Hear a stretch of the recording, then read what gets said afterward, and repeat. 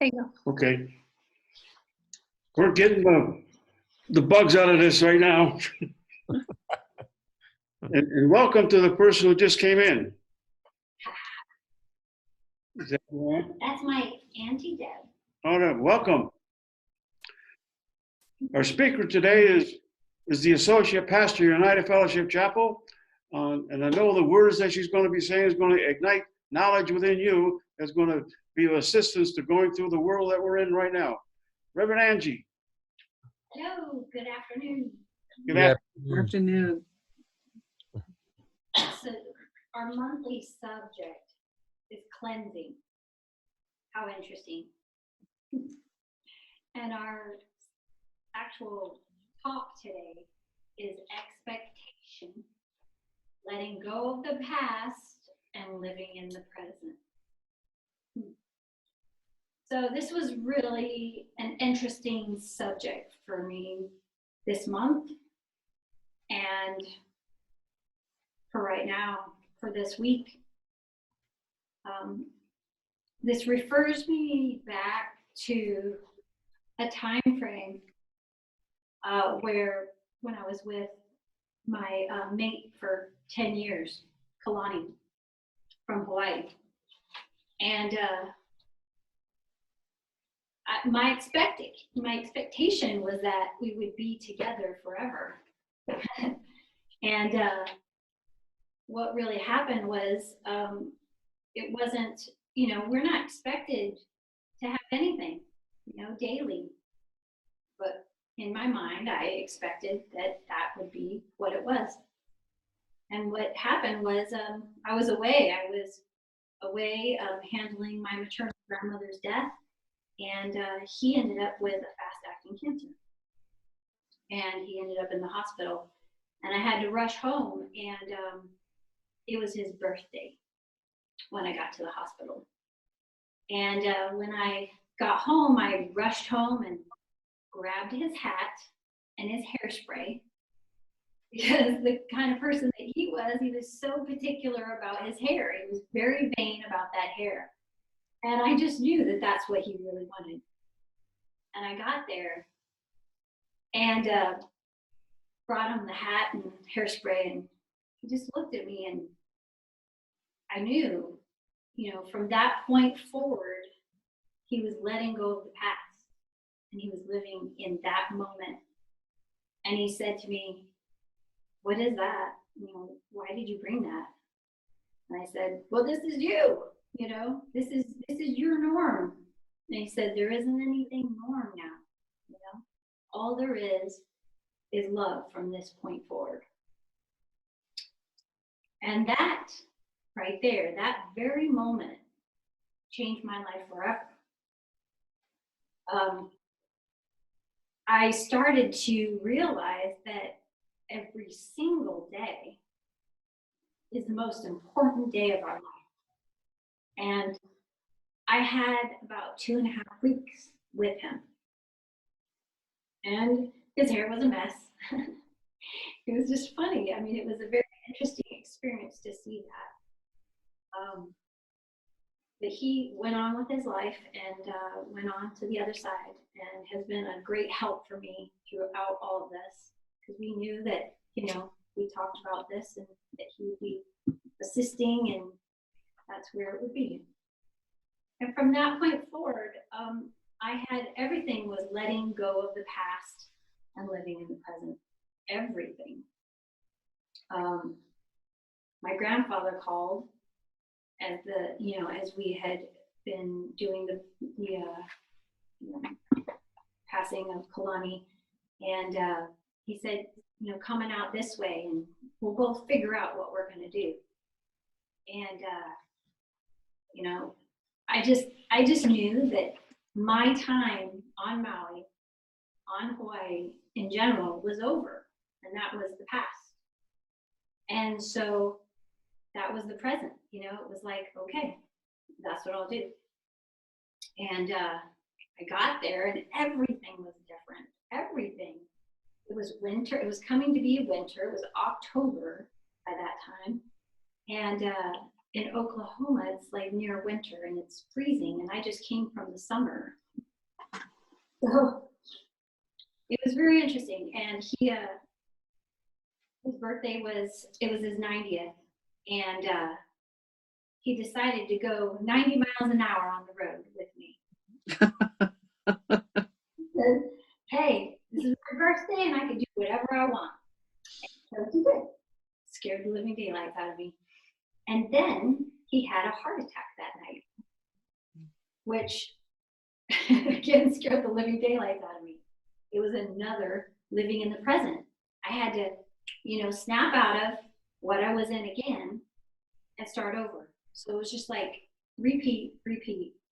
And I thought for sure he was going. And I thought, and I said out loud, I was like, come on, not a third one. Like, this is crazy. And they kept him here for about 7 months more. And going to and from the hospital was about the distance of here to Phoenix. And so it was, about an hour and a half to 2 hours drive each time. And he'd be up there, and sometimes I'd have to detour from, tornadoes and stuff like that. And I had quite a bit of time on the road. And I had a lot of communication with spirit at that time. It was very silent and very meaningful what my next steps were. And every single day would change, his, going towards his ending of his life was changing, and me figuring out, what am I doing with my day? Am I going to the hospital? Am I staying? Where am I going? So every single day was an experience all on its own. And the weather, it was snowing. It was just such interesting stuff that was happening to me. And when he went on with his passing, we both talked about, hey, you think you're going to be, going back to Tucson? And the thing for me is like, I had been here in Tucson, since I was young. I left when I was 30. And for me, I didn't want to live in the past. That's what I felt that Tucson was my past. And so I was kind of resistant to it. And I just didn't quite want to, I didn't know where I wanted to go. And I decided on doing it. And when I decided it, I was like, there is no way I'm going to live in this past. Everything I do from this point forward in Tucson is going to be for the present. And it's just so bizarre, these talks, what we get is, really interesting how these synchronicities, so spirit really works really closely with us to understand our synchronicities of our life and what happens. So when I got here in Tucson, I had all these conversations with people because I was very fresh from death, which was my death, my change. I had so many of them that I couldn't even really grasp it. I was in this cloud of losing people, which really I was losing, I was getting rid of things and I was becoming something different. And I would have these conversations with people, such meaningful conversations that some people I didn't even know. And I was like, you gotta live every day as though this is your last day. This is what happened. And I had to explain it all the time. Like, I felt it was really important to explain how little your time is here on this earth. But the thing is these people, they did some amazing things after those conversations, just because I was like, really, everything in my body told them to go for it, to do it. And don't even think about tomorrow. Don't think about yesterday. Right now. Right now is the most important moment, time, whatever you're doing. If you have and this is for all of you too, if we have people that we haven't cleared up our stuff, now would be the time, and forgiving ourselves for just these silly things that we've held on to. And it could be, old conversations with people or our family members, friends that we've let go just because of misunderstandings.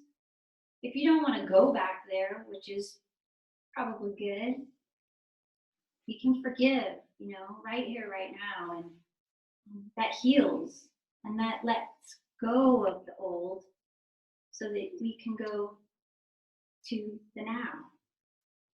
And so all these expectations have been the old stuff. This is like, it should be this way, it's got to be this way, and it really doesn't. And I think as far as we know it, yesterday's gone. And everything we were is gone. Every day. We have our memories. Our memories are great. But what God's expectations are for us is to live here right now in this present time. And to love the ones that we are with, like the song. To pause and to erase all those traumas and fears, and to erase the worries and concerns. And be in this compassion that can only exist in what is, which is now. And David teaches, it's good to know where you've been so that you can know where you're going. And I add to that, and feeling the essence of life before you is a gift. I have a quick story about a vehicle.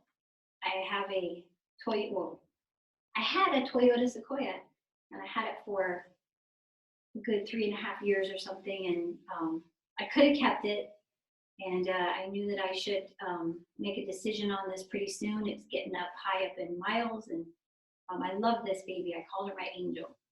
And I was coming back from my mom's house on this road, and I saw this car lot. And in this time frame, people would say certain things of what not to do, right? And I looked over there and I was like, oh yeah, we used that place before. I know those guys.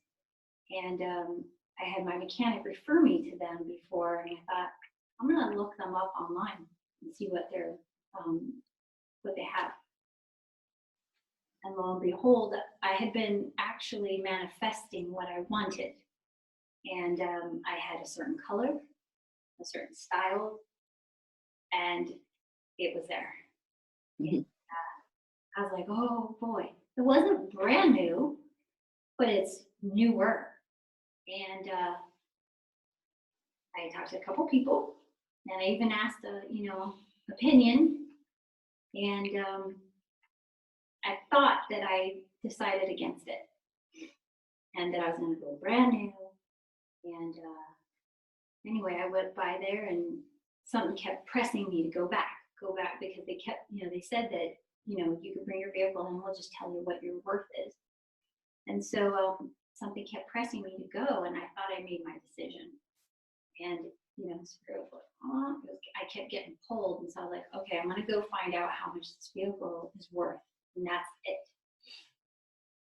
And I got there, and I still wasn't going to do it. And I knew how much it was, how beautiful it was and everything. And something, it just stopped me. And I was in this, it was like this pause, and very spiritual moment. I got there, and they were doing their thing to check it out. And I thought, I'm going to go for a walk. And I looked the vehicle up and down, and I was like, yeah, you are beautiful. And I was having the conversation with it.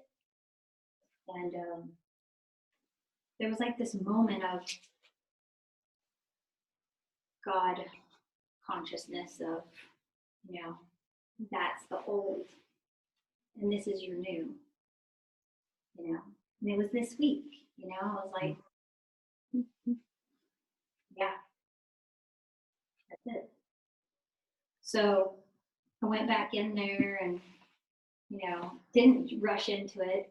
I actually just sat in that and waited to really get that feel of, you know, I was just in this essence feeling of this whole week of, you know, this talk. And, you know, I didn't want to listen to what everybody was saying. It was like, I'm living in the present now. And I don't, you know, before I might have listened to everyone else, what their opinions were, or like what someone might say right now, why would you buy a vehicle? But I let go of my past. And that was difficult. I really loved that car. And I had a conversation with her. I had to go home and go get my title. And I had a conversation and I was like, you're going to have a family and you can fill all these seats, you know, and I did it. I got that vehicle and she is a beauty. And so I see it as being, that is my present and I'm living it. And I don't know, I think today, go out and love people or just reach out. You can't really go see them right now, but reach out. Do what's right for you. You know, it's nice to hear from people and get ideas from people, but this is your day. This is for you. Everything we see here is us. It's a reflection of us. So everything that we get affected by and all the above, it's for us. Be your best today. Forgive. Feel joy. Feel joy for whatever you have. Having gratitude. You know, gratitude for your beautiful, comfy bed and your sheets and your food. Love nature. Because God is nature and you are God. So today, I just say, tread lightly on the dirt. You know, be gentle to that beautiful earth. Be kind to Mother Nature and your neighbor when you're able to eventually see them. Be kind to your body, your temple. Eat yourself nourishing foods. And look in the mirror today and tell yourself, I love you. You mean it. So healing starts with today, living in the present and letting go of the past. It's to be free. If we get another day, start all over with it.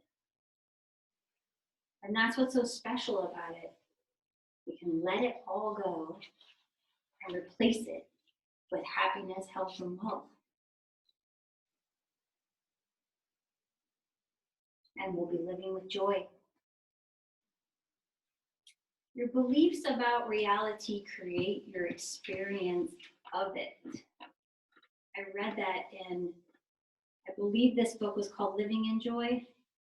And that really means a lot to me, you know, everything, because this is what we teach here, is our beliefs about what's going on is what is created out of it. So this is a good time for that. I'll leave you with this lesson. I forgot to record.